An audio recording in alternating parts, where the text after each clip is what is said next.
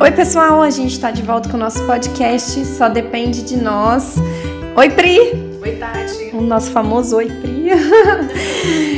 A gente está de volta hoje para gravar aqui com a doutora Larissa Machado Cruz. Seja bem-vinda ao nosso podcast. Obrigada, oi Priscila, oi Tatiane, obrigada pelo convite. Estou muito feliz de estar aqui hoje com vocês. Muito obrigada. A doutora Larissa, ela é advogada e a rede social dela é Advogada para Mulher. Então, a gente vai falar sobre esse assunto, né? Uma advogada para mulher. Eu adorei a voz da doutora Larissa, vou falar para vocês. Ela contou um segredo aqui pra gente, que ela foi jornalista. Eu falei assim, nossa, mas sua voz é de locutora ou de alguém. Ela falou, não, eu trabalhei com jornalismo. E aí, conta pra gente. Doutora, não veio falar da vida pessoal, mas a gente é curioso. Daqui a pouco a gente chega na advogada. Achar que a gente chega. Eu já tô curiosa também. Enquanto eu vou fazendo a minha listinha de perguntas, ela contou do jornalismo aqui. Antes da advocacia, eu não cheguei a cursar, né, o jornalismo. Mas eu sou habilitada no jornalismo, hoje isso é possível, né? Eu fiz direito. E aí, saindo da faculdade, eu trabalhei em jornal, apresentação de matérias, televisão, tudo. E aí eu voltei para advocacia. E é onde eu tô até hoje, principalmente direito de família e atuando só para mulheres. Trabalho no Ciampar, que é uma ONG hoje, né? Que hoje não, né? A mais antiga aqui na cidade, que faz essa proteção de mulheres. Foi formada em 2002 por irmãs religiosas aqui no município, né? E hoje estou na OAB Mulher, na Comissão da Mulher Advogada, fazendo esse trabalho também. Então, foi essa a sua jornada. Mas você combina muito com o jornalismo, eu acho, sim. Ela trouxe toda essa experiência. E chama Ciampar? Ciampar. Lá é Centro Integrado de Apoio à Mulher de Pouso Alegre e Região. Então, as meninas lá atendem no âmbito psicológico, né, no âmbito jurídico, faz esse apoio mesmo, esse acolhimento, tanto aqui de Pouso Alegre como de região mesmo. Tudo gratuito, é claro. Olha, e a gente pode indicar, por exemplo, se tiver alguém com alguma necessidade, como que chega até lá? Como que vocês recebem essas mulheres lá? O Ciampar, ele é muito por, às vezes, encaminhamento do CREAS, do CRAS, da Polícia Militar, às vezes leva alguns casos lá para nós, né, para as meninas. Mas também tem muita demanda espontânea. Nós ficamos lá de segunda a sexta, da 1 às 18. Meu plantão é na quinta, junto com a psicóloga Imaculada. Então, às vezes as mulheres, né, maioria mulheres, já atendemos homens também, famílias, né? Então elas chegam até nós e pedem esse auxílio, essa orientação mesmo, né? Deixa eu fazer por exemplo, assim, uma mulher que apanhou do marido. Apanhou, precisou fugir, saiu fugida, ela pode correr e chegar lá e aí ela vai ter algum amparo, assim, uma orientação, porque às vezes a pessoa não sabe nem o que procurar, onde procurar, como, não tem nem ideia que ajuda vai ter, né? Lá é basicamente essa orientação mesmo, né? Porque hoje, infelizmente, no município nós não temos abrigo.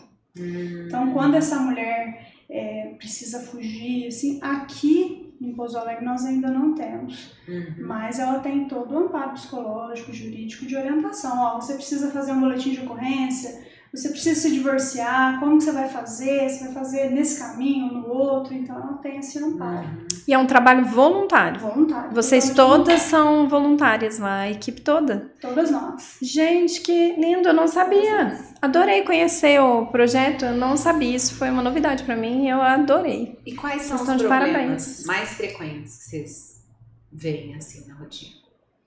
Olha, como advogada, né, assim, no geral, e lá também, né, que lá é uma experiência muito rica, a gente vê violência doméstica. Violência doméstica e assim, falando agora de gênero, né, a violência doméstica ela tem 5 formas. Porque o pessoal pensa muito que é só a física, né? É a braço que roxo. vem. E não é. Então, assim, quando a gente atua, principalmente em direito de família, assim, a gente vê as 5 formas de violência: moral, patrimonial, física, sexual, psicológica. Então, essa é a maior dificuldade que a gente enfrenta na advocacia, assim, tanto lá no Ciampar como na advocacia privada, né? Então, eu acho que é basicamente isso. As diferenças, a vulnerabilidade de homens e mulheres, aliás, a vulnerabilidade das mulheres em relação aos homens. Então, é bem nesse sentido mesmo. É muito discrepante mesmo. Assim, A maioria vocês dos veem que casos, essa sim. questão de gênero, ela pesa muito. Pesa. O pessoal fala assim, mas a mulher tem muito direito. Hoje a mulher tem muita coisa na lei. Não é assim, gente. Porque a gente que trabalha em linha de frente vê como que é diferente. Às vezes o homem tem todo o patrimônio, ele faz administração de tudo e a mulher não tem nada. Nada. A mulher não consegue dinheiro para ir no supermercado fazer uma compra, ela tem que Isso. pedir pro marido. Uhum. Então, a relação de gênero é muito diferente. Esse vínculo de dependência, né? Essa dependência que é complicada, que às vezes mantém ela naquela situação por não ver saída, né? Mantém porque outro mito que o pessoal fala, né? Mulher não se separa, não larga do agressor ou do marido que está fazendo aquele tipo de situação porque ela não quer. E não é assim. Existe uma dependência, às vezes, muito forte, nesse sentido mesmo, às vezes emocional, uma dependência financeira, às vezes os filhos estão presenciando, não tem para onde ir, e aí fica naquele ciclo, né, da violência doméstica, ou ainda que não haja violência doméstica, mas fica naquele ciclo. E não é fácil, né? Falar que é fácil, em casa a gente teve situação de violência doméstica por muitos e muitos anos, e minha mãe era totalmente dependente do meu pai, ela não trabalhava fora. Então, ela segurava a onda ali por conta de dinheiro mesmo, porque manter escola, E a ameaça dele o tempo todo era, vou tirar o dinheiro. Então, vou tirar a escola, vou tirar o alimento, né? E, na verdade, quando ela encorajou, porque a gente foi e falou, olha, a gente não aguenta mais, nesse momento, ele realmente tirou tudo. Ele tirou a escola, ele tirou alimento, a gente passou assim, fome mesmo. Meu avô que passou a cuidar da gente. Então, quando você vê toda essa situação acontecendo, né? Eu vivi isso, e não foram poucos anos, foram muitos anos. Né? Então, assim, eu vejo hoje as mulheres, às vezes eu converso semana passada, eu tive contato com uma moça que ela falou, muitos anos eu segurando, porque eu tenho 2 filhos pequenos, né? Isso que ela trabalha fora, só que ele é o detentor do poder ali, né, financeiro dela, ela ficou com medo, o que eu vou proporcionar aos meus filhos, até que chega no limite de todo mundo, né, das crianças, né, quanto trauma que causa isso, né? E fora a autoestima também da mulher, que fica detonada, né? Porque ela acha que em muitos casos, ela não vai conseguir se reerguer, ela acha que, né, pra quem quiser, não vai conseguir um outro parceiro, que ela é feia, que ela tá, às vezes já tá idosa, isso, então assim, e muitas vezes ela tá ouvindo isso diariamente, né? E ela internaliza isso. E ela passa a acreditar nisso. Então, quando ela consegue, né, abrir os olhos e enxergar que ela pode mais do que aquilo é tão bom, a gente vê a diferença de uma mulher no começo do divórcio e no final. É outra coisa. Vocês acompanham isso? É uma situação de liberdade, eu acho, né? Diferente. E aí? Como que é? É porque quando a gente começa um processo, né, aqui falando de direito de família, né? Quando a gente começa um processo de direito de família, de divórcio, por exemplo, ou separação, né, quando é união estável, dissolução de união estável, a mulher está fragilizada, e óbvio, né? Óbvio que tá. E aí você vai acompanhando aquelas amarras, né, se distanciando ali do ex-marido, do ex-companheiro. E aí no final, e a gente sempre fala, calma que o começo é o pior. A hora que terminar você vai ver como é que muda, como é que é diferente. E elas mudam mesmo. Nossa, e como é importante ter esse apoio, essa rede de apoio, né? Porque você tá meio que sozinha. Quando minha mãe passou por isso, passou muito sozinha, né? Ela foi com a advogada, não tinha muito apoio, porque todo mundo achava, mesmo sabendo de tudo, todo mundo achava que ela estava errada de separar, não tinha muito apoio, não. Né? Então, porque assim, ninguém sente na pele. Ninguém sabe o que é vivenciar isso todos os dias, né? E essa questão da violência, porque eu acho assim, a violência física ela ainda deixa uma marca visível. Se a gente já tem dificuldade de reconhecer a violência física, né? Porque assim, ainda mesmo com a violência física, ainda fala, mas foi só uma vez. Mas pode ser que ainda mude. Ele é tão bom. Bom pai. Bom pai. Sempre justifica, né? Vai justificando, ele é um bom pai. Se a física, que é visível, ainda existe até uma certa permissividade, né? Imagina a sexual, né? Nossa, e a sexual a gente vê... Emocional, a violência. A sexual, você falou? A sexual a gente vê dentro do casamento. Alguns casais um pouco mais antigos, existe uma vergonha. Porque a mulher fala assim, já falaram pra mim, falou assim, doutora, mas é meu marido. Eu falei, mas não é porque é seu marido que pode fazer isso com você. De violência literalmente sexual mesmo, de chegar em casa, forçar o ato, a mulher não queria, mas existe essa vergonha. Não, eu não vou falar porque é meu marido. Ou até mesmo obrigação, né? Não, isso! Eu tenho que cumprir com isso, né? Isso. Como se fosse um serviço. Um serviço. Não é? É bem isso mesmo. E a gente ouve muito isso. Eu acho que tem melhorado de umas gerações para agora, né? Mas as gerações mais antigas aí, né? O pessoal, as mulheres de 60, 50, ainda a gente vê isso, né? É complicado, porque... Nossa Senhora, você fazer um negócio forçado, você imagina, gerador, constrangimento, né, e o psicológico mesmo, né. Nossa, menina. E aí, por que você foi escolher trabalhar com as mulheres? Conta pra gente, assim, porque da onde que veio essa... O estalo, né? O estalo. Eu venho de uma família só de mulheres, né, em casa somos eu, minha mãe e minha irmã. E fora a minha família... tias, primas, a maioria é mulher. Somos em poucos rapazes na família, né? Então, assim, a gente conhece muito esse universo feminino e a gente vê na pele as diferenças de gênero, as dificuldades de sermos mulheres, né? Então, eu vi dentro de casa como que era difícil ser mulher, como que era difícil toda essa relação de família.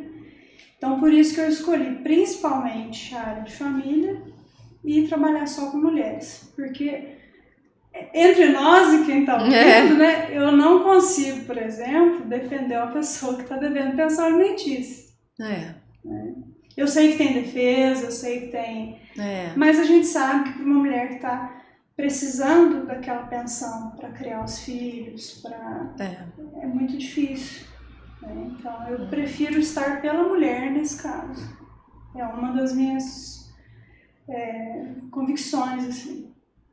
É a base, né? A estrutura familiar, né? Sim. E aí que você tá preservando o resto da família ali, né? O que sobrou ali. Uma coisa que me chama muita atenção é isso, né? Uma criança, ela não ser registrada sem o nome da mãe. E ela é registrada sem o nome do pai. Sim. Quando, na verdade, né, a decisão é sempre dos dois. E aí é como se a gente aceitasse que em algum momento, beleza, né? O pai quer pular fora do barco, ele pula, tchau.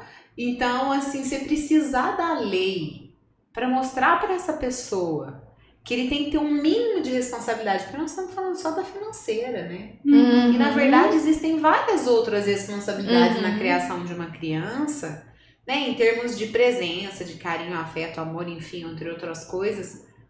Mas... é triste, né? Você pensar isso, falar, poxa, você precisa da lei para obrigar a pessoa a fazer o mínimo, né? Eu acho que você deve ver isso, assim, as pessoas brigando por... quem que vai levar pra escola? Quem que vai... Não é? Eu não sei se tem isso, mas assim, coisas básicas do dia a dia, porque acaba ficando muito pra mãe, né? Fica muito. Não é? Fica a mãe que ganha todo o pacote ali, como se fosse a obrigação da mãe, né? É difícil, assim, na prática, o que a gente vê muito? É difícil, existem, óbvio, pais que são ótimos, né? Mas existem pais que também não querem responsabilidade. Então hoje, por exemplo, se um casal se divorcia, ou mesmo que nunca esteja junto, né, mas tem ali a criança, a gente fala da guarda. Então, assim, tem a guarda lateral que é de um só. O outro fica de olho, fiscaliza, né? Em termos resumidos, e tem a guarda compartilhada, que é a guarda dos dois. É difícil a gente ver o homem querer a guarda compartilhada. É difícil. Porque a hora que fala assim, tá bom, então a guarda é sua, e aí a responsabilidade é sua também. Naqueles dias. Porque a convivência, o que a gente vê muito? Pega ali uma hora, tira uma foto com o Instagram e devolve. Fala, mãe, fica pra você. É. Leva no médico, pega receita, compra. Então a gente vê que o peso geralmente fica muito pra mãe. Claro, novamente, existem pais excelentes. Eu já vi, já tive processo assim. Mas não é a regra.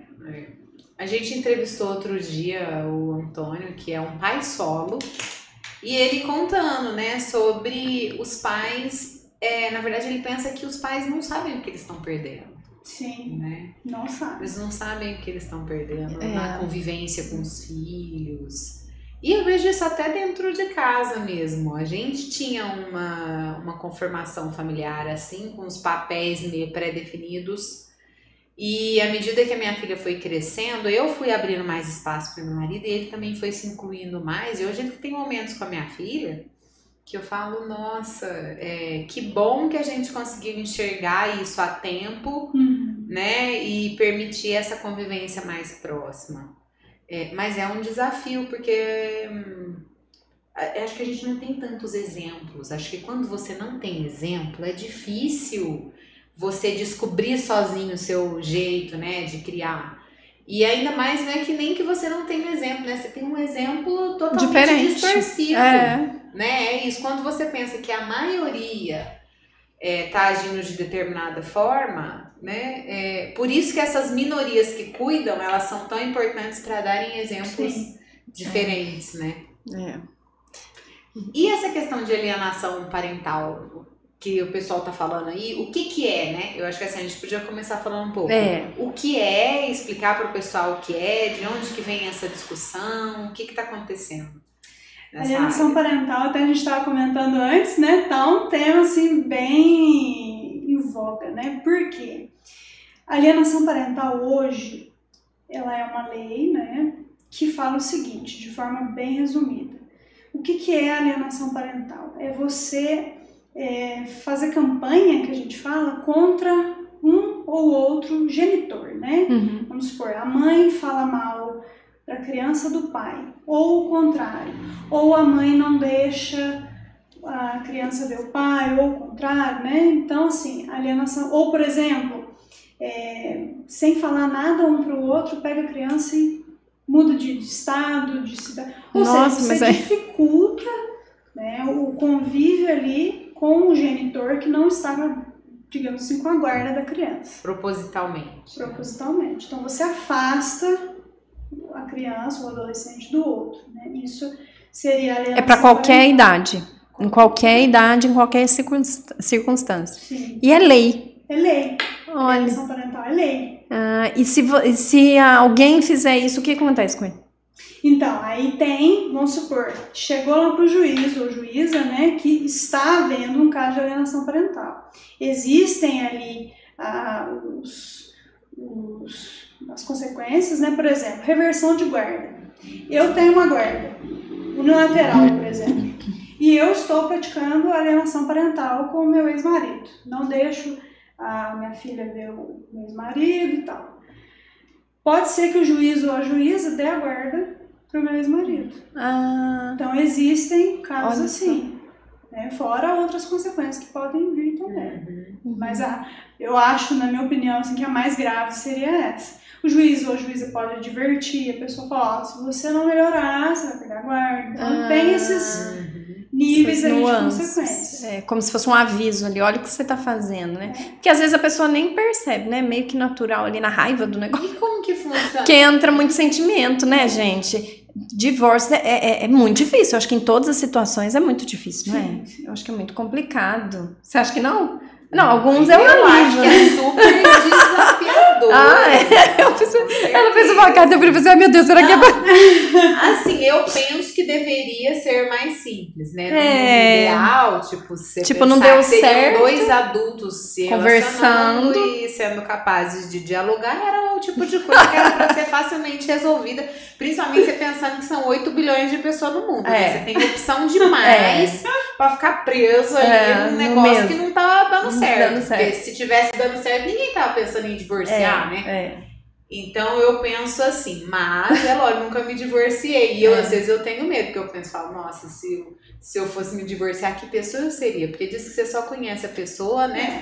Depois, na hora que você... Exatamente. Então eu fico pensando, às vezes, isso que eu falo, quando você vê histórias, né, de outras pessoas, fala, meu Deus, que vergonha alheia, né? A pessoa fazendo esse papelão, mas...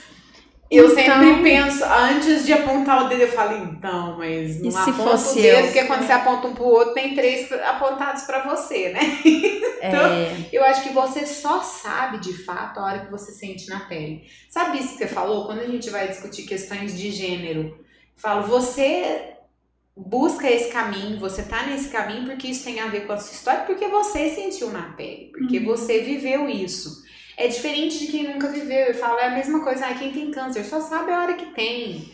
Então, quem divorcia só sabe a hora que vai divorciar. É muito complexo, mas no mundo ideal, eu acredito que as pessoas deveriam, né, ser capazes de ver isso. E acho que aí, quando você vai para os filhos, aí é um desafio maior ainda, né?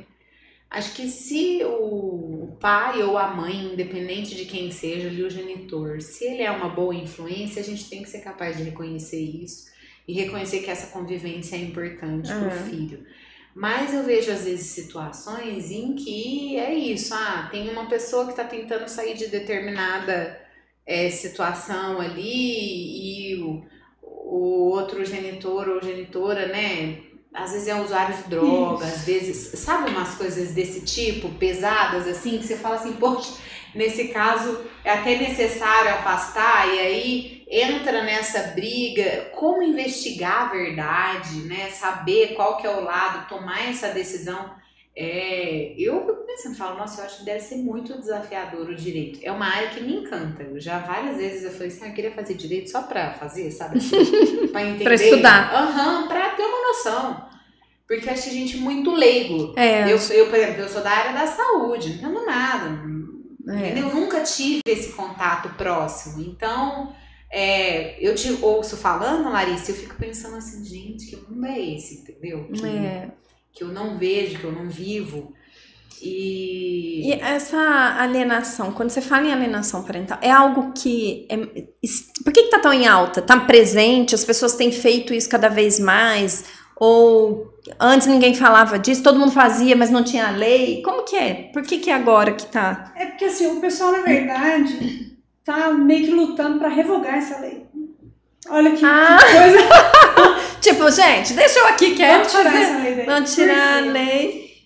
Estão entendendo, dentre várias outras razões, que essa lei está prejudicando as mulheres. Olha. Por quê? Dizem, né, e o pessoal estudioso, que essa lei está sendo utilizada pelos homens para prejudicar as mulheres. Porque entra nisso que você falou. Às vezes o rapaz é usuário de drogas, às vezes é violento, às vezes tem, sabe, várias Tem questões. outros relacionamentos que podem trazer insegurança para a criança. Então, às vezes você precisa ali ter uma segurança para essa criança. Você não pode deixar claro, não é afastar de não conviver com o pai, né, no caso, mas você precisa ter um cuidado ali para essa convivência. E aí o que fazem? Você orienta a criança, mas aí entende o contrário. E aí o pessoal entra com a ação de alienação parental, acusando a mulher. Minha ex-mulher não deixa eu ver. E às vezes até usa a lei como uma forma de infernizar a vida alheia. Exatamente. Então hoje a gente... Infelizmente, gostaríamos de viver numa sociedade que não fosse assim. Mas... Então o pessoal tá Olha, brigando. Que interessante, eu não sabia. Na verdade, eu não sabia nem que era lei. Olha a pessoa desinformada. Por isso foi bom que você veio. Porque eu sabia do nome, mas ao certo eu não sabia o que era e nem sabia o que era a lei. Eu sabia, ouvi falar, sabe aquelas coisas? Eu ouvi falar nisso. Mas que interessante, porque... Mas assim, tem ver esse outro lado, né? Tem gente que pratica. Infelizmente, tem gente que pratica. Nossa, e a criança é o que mais sofre. O casal não deu certo. Meu Deus, um né? começa ali, ó. Ah, sua mãe é isso, ai, seu pai é isso, e começa a afastar. Então, Nossa. infelizmente, a gente tem casos assim. Eu já vi. Porque você imagina a criança ouvindo isso toda hora, dia a dia, né? Então, assim, a gente dentro do direito de família tem, por exemplo, processos aí, a criança é escutada por equipe, Psicólogo. às vezes psicólogos, às vezes assistentes sociais, É. para ver se existe alienação parental, para ver se o convívio com o pai ou com a mãe está saudável. Hoje, por exemplo, teve uma alteração recente, guarda compartilhada. Se houver indícios de violência doméstica, não se pode aplicar a guarda compartilhada. Então, se indicar para o juiz ou para a juíza, né, que houve violência doméstica ali no âmbito da família, o juiz não vai aplicar, pelo menos espera-se que não se aplique a guarda compartilhada. Que aí já fica evidente que a família, né, não pode ter esse tipo de guarda. Então, a gente está caminhando aí no direito, né, nessas questões. E você falou sobre a guarda compartilhada, então ela não, eu achei que hoje em dia fosse muito natural a guarda compartilhada, que as pessoas, olha que mundo que eu vivo, mas não, ainda existe a guarda, é muito mais a guarda unilateral. Eu achei que as pessoas tivessem mudado, de verdade. A regra, digamos assim, não é que é obrigatória a guarda compartilhada, mas o pessoal o pessoal do direito, sim, tende a querer mais a guarda compartilhada, por entender que é melhor, tanto, né, para a criança, para a família no geral, mas tem casos que não é possível, tanto nesse caso de violência doméstica. Mas quando a gente vai tentar acordo, assim, a gente vê, fala, ó, dá para ter uma guarda compartilhada? O pai pode ter essa guarda, a mãe pode ter essa guarda, como é que dá para ficar? Porque, igual a gente falou, às vezes o pai é ótimo, dá para ter. Então, assim, em casos, assim, a guarda compartilhada é a regra, digamos assim, mas tem casos que não dá. E a guarda compartilhada é assim, é durante a semana ou como que funciona? Um dia assim, uma semana na casa, ou cada um escolhe do seu jeito, tipo, é uma semana na casa de um, uma semana na casa do outro, ou compartilha os dias, como que funciona? A guarda compartilhada é assim, os dois ficam responsáveis, digamos assim, quando a guarda é unilateral, não quer dizer que o outro que não tem a guarda não vai, vou deixar, não tem a guarda. Não é assim. Tem que fiscalizar, não sei se funciona. Tem que, eu quero saber das notas. Então, o que tem a guarda, quando é unilateral, vai informar o outro, foi no médico, tá doentinho, tá, não sei o quê. Mas é muito ruim, né? Assim, olha só. Não pode ser secretário. Então, tipo assim, porque você ainda tá com a guarda unilateral, ainda a pessoa, você tem um fiscalizando você. Peraí, eu ainda fazer as coisas sozinha, eu ainda tenho que te dar todo um roteiro do que eu fiz. É uma crise. Pelo amor de Deus, eu não sirvo pra isso. Eu já tô fora. Mas o outro pode também, nada impede, vou pegar, vou levar no médico. Né? Só que não é o que a gente vê na prática. Posso falar, gente, escolhe muito bem com quem vocês vão ter filho. É isso, o negócio é esse. Pensa bem que você quer. Né, eu acho que é o analisar bem antes de ter. E na compartilhada, é meu e é seu. Responsabilidades, digamos assim, iguais. Isso de forma bem resumida, né? É meu e é seu. Tá? Só que assim, o que a gente faz? A gente fixa a residência na casa de um. Então, a nossa guarda é compartilhada, mas vai morar com a mãe. E o pai, por exemplo, eu não gosto de falar visita, porque eu acho que visita é parente, né? Conviver com a criança, por exemplo, finais de semana. Então, fixa-se a residência de um, e aí convive. O pai, não sei, é policial, tem uma escala diferente, então pega nos dias que ele pode, é médico, tem uma escala diferente, então pode ser feito da melhor forma para a criança. Quando a gente fala assim de guarda, vamos supor... Você pode fazer a compartilhada meio a meio? Pode. Você fala de moradia? Hoje o pessoal... Segunda a quarta fica na casa de um, assim? Sei lá. Quarta, Até pode, mas o pessoal não indica. Porque mexe na cabecinha da criança, né? Ela perde um pouco a referência, né? Eu acho. Tem uns estudiosos que dizem que não. Eu não concordo. Porque eu acho que você vai colocar a criança uma semana na casa da mãe, uma semana na casa do pai. Depois troca. Isso eu acho que deixa, principalmente a criança, sem referência. Mas, né, se o casal quiser acordar assim e o juiz topar, homologar ali, ok.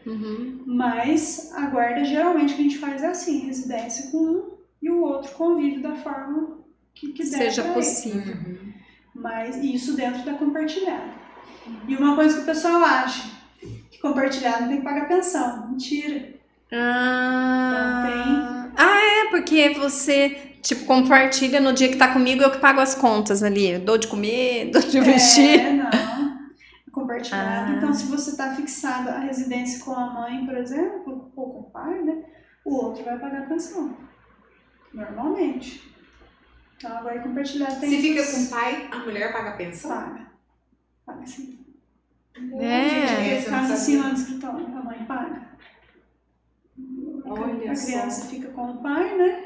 E a mãe paga. E acontece muito, tem muitos casos. É mais fácil o inverso. O inverso, né? A criança fica com a mãe e o pai paga. Mas pode acontecer sim. De ser o contrário. Nossa. No seu dia a dia aí, com essas, né, com direito de família, quais são as maiores dificuldades? Porque você acaba vivenciando, a gente, né, como da área da saúde, a gente aprende tecnicamente a não se envolver com, né, não levar todos os casos para casa, porque senão a gente não aguenta, né? Então a gente se envolve até aquele momento e aí só que tem aqueles casos mais marcantes que você leva no final de semana, 1 semana, 2 semanas, né? Eu tô assim com casa. E aí, então, como que é isso, assim, também para você? Porque são situações tão complexas, né? Só de você contar, eu já vou ficando meio incomodada, porque eu penso num cenário das crianças, né? E como que é isso? Eu acho que a maior dificuldade é justamente essa. A hora que você perguntou, eu já ia falar isso. Porque a gente, apesar de, eu falo até para as meninas que trabalham junto, assim, a gente do direito, a gente tem uma visão meio, isso até é uma crítica nossa mesmo, a gente tem uma visão muito executora, pega, faz, resolve, né, não sei o quê, então a gente fica meio no automático, né, mas os casos mexem muito com a gente, apesar de não parecer. E isso a gente acaba levando para a vida. Às vezes você acaba de atender um caso assim e você acaba levando para casa. Você vai embora pensando naquilo. Porque o processo ele se prolonga, né? Geralmente um processo que não dá acordo, alguma coisa assim, ele demora numa média de uns 4 anos, né? Nossa, é muito tempo. É um processo longo. Então, é um processo que você... Por que é longo? Espera que eles vão se retomar e voltar? Tipo, vamos demorar bastante, porque quem sabe eles voltam e resolvem. É o procedimento. Nossa, é muito tempo, né? É o procedimento. Então, um processo que eu falo pro pessoal, se der pra dar, se der pra fazer acordo, é um caminho mais rápido. Mais rápido leva quanto tempo, assim? Um caminho de paz. Um caminho de paz? As pessoas pacíficas, harmoniosas. Estourando, um ano, nem isso. Se você fizer um acordo rápido, você faz assim... 6 meses, né? Às vezes nem isso. Eu vi uma amiga minha, ela é psicóloga. Ela separou, eu acho que era psicóloga, a pessoa já era pronta para aquilo, entendeu? Tipo, resolvido. 6 meses, estava tudo resolvido. Mas ela não tinha filho. Não, ainda pra fazer cartório. Então, assim, resolveu porque era mais papel, né? Mais dinheiro, né? Envolve mais finança, né? Então, resolveu o cartório, é isso mesmo. Pagou o que quer dividir os bens e aí vão cada um pro seu lado. Era mais... não menos doloroso, não digo isso, mas mais rápido de resolver por burocracia. Quando tem filhos, assim, a gente tem que fazer judicialmente. Quando não tem filhos, dá pra fazer, se tiver acordo, se tiver todo mundo ok, dá pra fazer em cartório. Cartório é super rápido. Tipo, é um papel lá do cartório, estão divorciando, tá?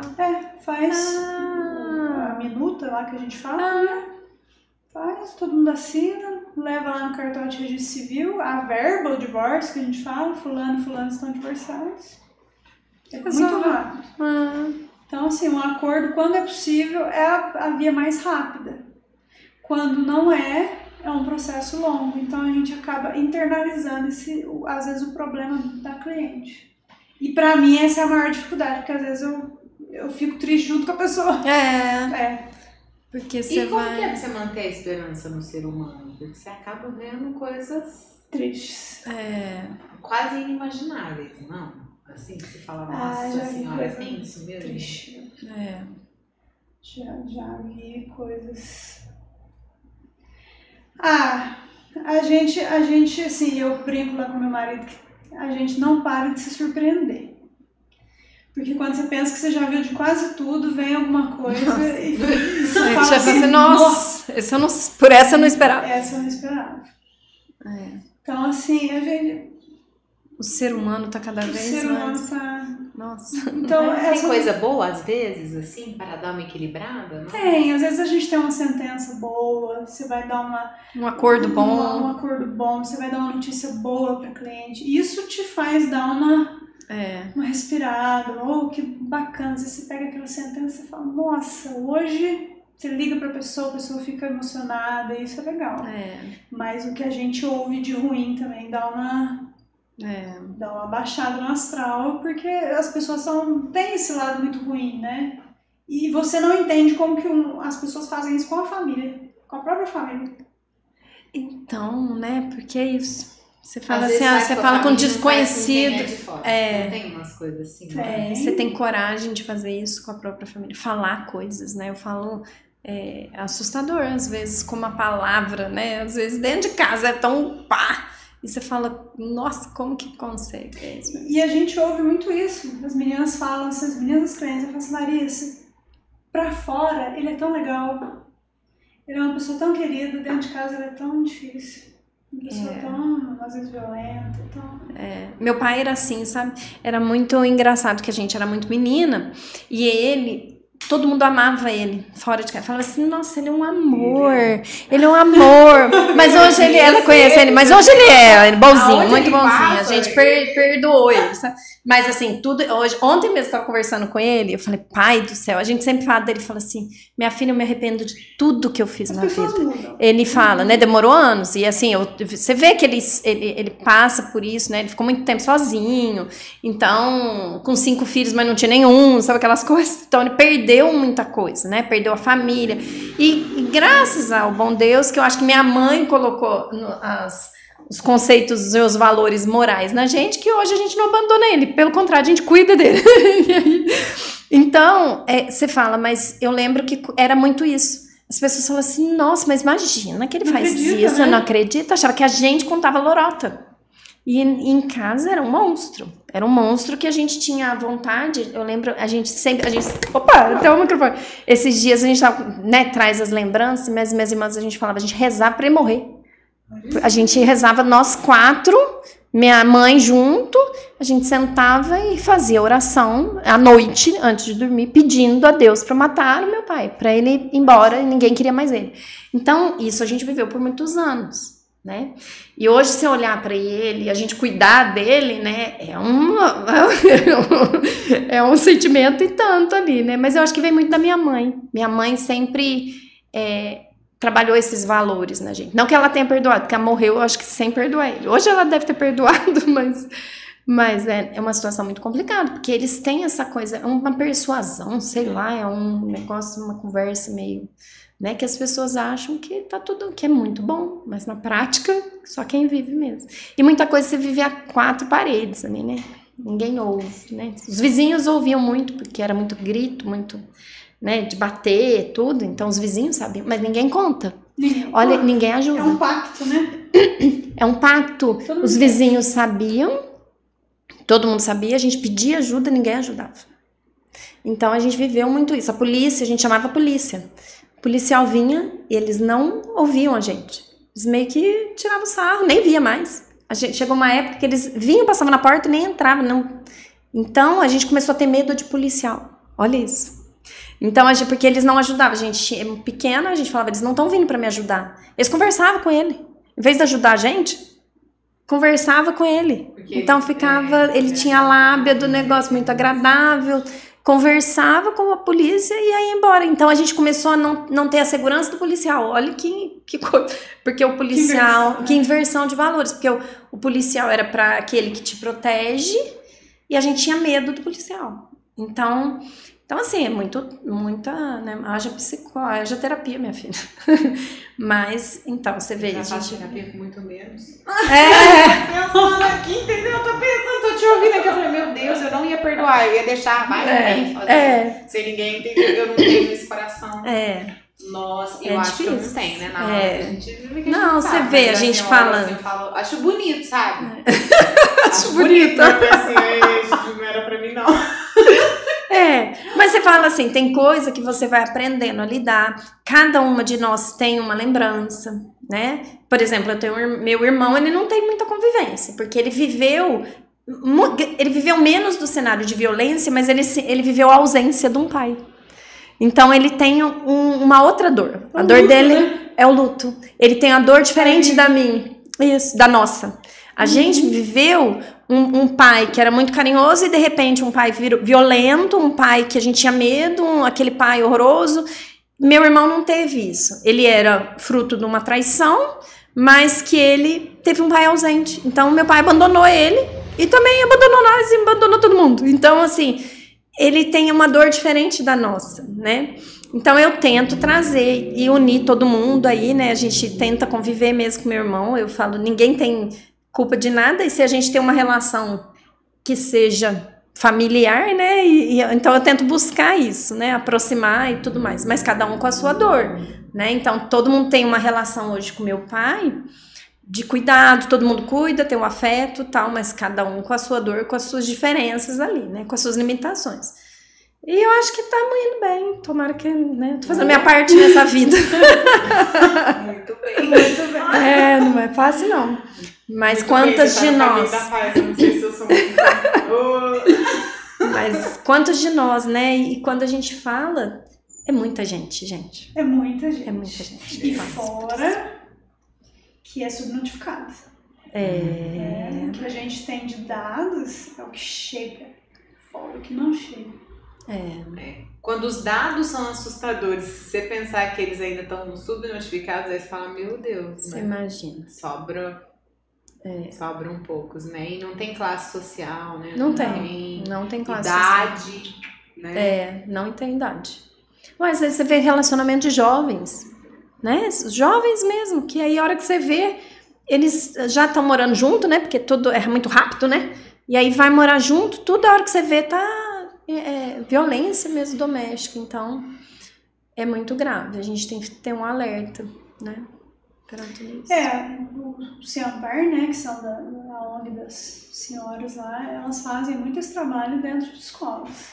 E ainda é com as irmãs? É sim. Oh, Aurélio! Chegamos! O Aurélio que tá chegando aqui, gente. Então elas têm as irmãs, mas são as irmãs do Carmelo ou não tem nada a ver com as... Não são do Carmelo, não. São outras irmãs. São outras. A irmã Neuza e a irmã Heloísa que fundaram, né? A irmã Neuza Madureira e a irmã Heloísa. Por que elas que fundaram? Será que elas recebiam muito essa demanda? Vinham procurar? Elas perceberam que aqui na região não tinha esse tipo de trabalho. Assim, de forma bem... E aí elas decidiram fazer esse trabalho aqui em Pouso Alegre.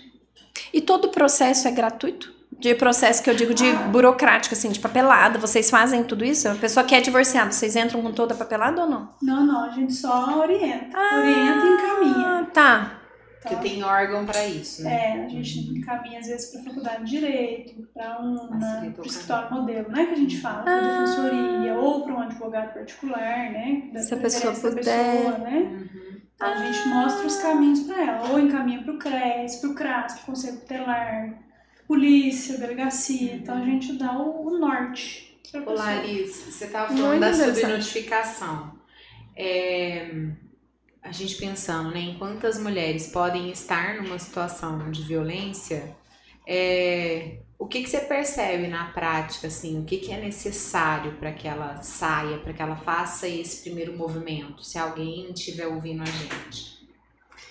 Eu acho, assim, que um dos primeiros passos é essa mulher estar forte para ela poder denunciar, porque a denúncia não é fácil, a gente sabe disso. Porque a gente sempre fala assim, nossa, você tem que denunciar. Mas ninguém sabe o que essa mulher tá passando dentro de casa. E às vezes ela nem reconhece. Às vezes ela né? nem Que ela reconhece. necessita. Então, assim, a conscientização é muito importante, né? Da gente estar falando, da gente estar espalhando isso é muito importante, porque às vezes ela tá ouvindo e fala assim, opa, esse rapaz aqui ou essa pessoa aqui tá fazendo isso comigo, mas isso não tá certo. Então ela precisa estar forte para ela poder denunciar, para ela poder se divorciar. Uma das coisas que eu falo sempre, financeiramente, é muito importante ela estar mais forte também. Além do psicológico, né? O financeiro é muito importante. Não é grandes montas, não tô falando disso. Tô falando de ela ter uma coisinha dela ali, né? Só que às vezes essa mulher não consegue. Aí que Porque tá ele não deixa, né? O marido Muitas vezes não deixa. Então aí que tá. Então ela procurar os órgãos de apoio, por exemplo, CREAS, CRAS, o Ciampar que vai oferecer um acolhimento para ela poder se informar, para ela poder conseguir sair disso. Porque, por exemplo, existem cursos gratuitos de capacitação que ela pode fazer. Então, para ela se inserir no mercado de trabalho. Para ela se inserir.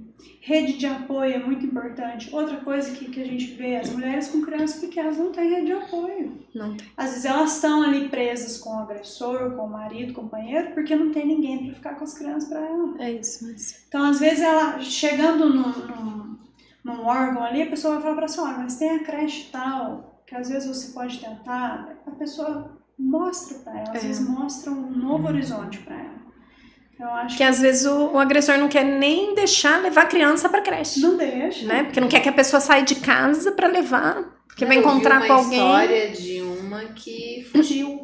Tipo, ela teve que montar uma estratégia para conseguir fugir de casa. Olha isso. Sair fugida porque ele ia atrás, batia, né? Batia na rua. Umas coisas assim. Mas eu acho que às vezes também a questão da educação, né? De você ensinar as meninas essa questão da independência. Porque, de fato, a partir do momento, principalmente acho quando a gente tem uma fantasia, né, do casamento, do homem provedor, e aí a gente é quase com um acessório, não é? Meio que e se a mulher trabalha, assim, ele incomoda, né? Porque incomoda a mulher trabalhar demais também, né? Ou ganhar mais que o homem, umas coisas assim. Daí depois ainda vem a maternidade. Eu falo, eu super independente, eu vivo isso às vezes de querer esse lugar. Sabe, já vou só cuidar da minha filha. Eu também, vou levar ela pra escola, ler as tarefas. Eu brinco com meu marido, eu falo, você não quer me sustentar? E aí entendeu? Mas ao mesmo, quando eu falo isso, eu falo, Priscila, que absurdo que você tá falando. Mas eu só reconheço que é um absurdo porque eu cresci num ambiente em que a minha mãe e meu pai batiam na minha cabeça, e eram os dois o tempo inteiro. Tipo, você tem que ser independente, você tem que ter independência para. Então, aí acaba, quando você tem esse suporte, é mais fácil de você entender a importância disso e colocar isso em prática. Agora eu fico pensando que aí não tem. E às vezes até você viu a sua mãe viver uma situação de violência, que viu a sua avó viver essa situação, e aquilo meio que vai se perpetuando como sendo um ambiente natural, né? Então, eu acho que esse que é a grande questão que você falou. Você falou a palavra conscientização, eu falei, nossa, que palavra importante, né, e de peso, porque é isso, as pessoas precisam começar a entender que o relacionamento é um lugar para você crescer, né? Construir junto, exatamente. É uma grande parceria, né? Os dois, né? Tem que ser uma via de mão dupla, né? Tem que fazer bem, né? A gente tem muito essa cultura, né, eu vou lutar pro relacionamento, eu vou, sabe, faz mil coisas. Já nem existe mais a pessoa, você olha pra ela, é uma caveirinha, coitada, já tá morrendo, já. Sabe? Nossa, esgotada. Não existe mais, né? Não existe mais. Às vezes, igual a gente fala, a pessoa muda, se o outro quiser, ele muda. Mas tem situações que não compensa.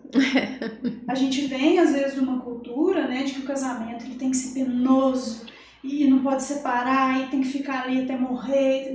Às vezes não compensa. Às vezes não, né? Não compensa.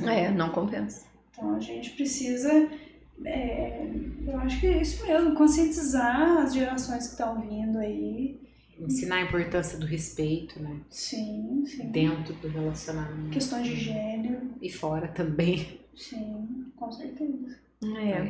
É muito isso mesmo. E lembrar que tem outras oportunidades. Eu falo às vezes, quantos casamentos, segundos casamentos, que a gente viu que dá certo, né?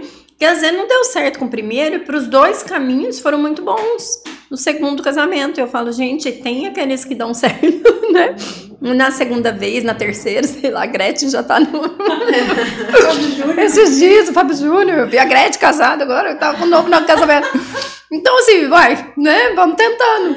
Mas, eu brinco, mas trocar... Às vezes assumir que não deu mesmo, não foi nem isso, não precisa casar também. Não parar de casar. Tem gente que vai, né, solteiro. Isso, feliz da vida, e tá tudo bem, né? Pra mim tem isso.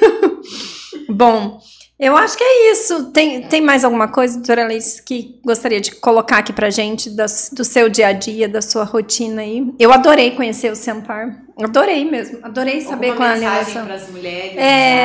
Convidadíssimos para lá conhecer. Muito bom. Não, eu vou indicar. Não, eu acho que a gente abordou temas muito bacanas, assim, direito de família, direito das mulheres, né? Acho que deu para dar uma como é que fala? Um apanhado geral. Eu agradeço muito o convite. Gostei muito de conversar com vocês. Deixa eu fazer uma pergunta final que me veio. O que a gente pode falar para as mulheres com relação às questões de gênero? Como sair desse lugar? O que você acha que é essencial, assim? Tem uma palavra essencial que você fala, olha, isso é o ponto-chave. Independência. É uma palavra que eu tenho na minha vida, na minha mente, para tudo. E independência não só em relacionamento, para tudo. A gente deve, sim, ter as nossas relações pessoais com companheiros, né, companheiras, independente. Familiares, mas independência em tudo que a gente vai fazer. Porque aí a gente não fica atrelado a nada. E se um dia houver alguma situação que a gente precisa sair fora, a gente sai. É mais fácil, né? Você não precisa passar por tanta dificuldade, eu acho, né? Acho que facilita mesmo, né? Me veio uma questão, a gente tá vendo muitos casamentos, mulheres com mulheres, né? Sim. E funciona tudo igual, compartilhada, guarda compartilhada. Você vê mais dificuldade ou mais fácil para elas? Mulher com mulher é mais fácil se resolver ou mais difícil do que mulher com homem? Sabe, na hora do... É igual. É igual? É igual. Briga tudo do mesmo jeito. É igual, inclusive, a Lei Maria da Penha, ela é aplicável, até tem um dispositivo lá que é independente de orientação sexual. Então, por exemplo, se um casal de duas moças brigarem, né, tiver ali violência doméstica, é aplicável também. Ah, tá. Porque são Não é... Dois homens não. Dois homens não? Porque a Tinha lei... que criar uma lei pra eles, né? Agora tem que chamar outra coisa. Porque... tipo assim... Porque pois é, com homem existe a porque talvez tenha mais condição de se defender. Não, eu acho que não, né? Eles não pensaram nisso. Acho que não pensaram. Tá aí. Tem que pensar, porque... Se forem eu não sabia moças, se eram duas moças, entraria. Inclusive, eu achei que fosse só mulher com homem. Não. Inclusive, se for transexual, né, travesti, já tem a discussão hoje de ser aplicável para elas também. Então, a lei está bem avançada, os entendimentos estão bem avançados nesse sentido. União estável de mulheres, dissolução, não é separação, dissolução de união estável, tá bem... Porque não é união estável, então chama de dissolução? Quando quando você vai separar, né, você faz a união estável e quando você vai se separar não é divórcio, o divórcio é só o casamento. E a união estável é a dissolução. Então, entendi. Bem... Porque a gente tá vendo muitos casos, né? Mulher com mulher, tudo. E até filhos, né? Porque elas estão tendo mais filhos, né? Guarda, então a guarda, né? Vai ter tudo isso. Guarda compartilhada, tem sim. Muito interessante, muito bom. Então tá bom, muito obrigada pela sua vinda aqui. Foi muito bom. Desculpa as perguntas meio de leigas, mas é que nós somos leigas nessa área aí, né? Muito bom estar aqui hoje. Que bom. Muito obrigada, pessoal. Até o próximo podcast. Um beijo para todo mundo aí. Beijo, até. Até.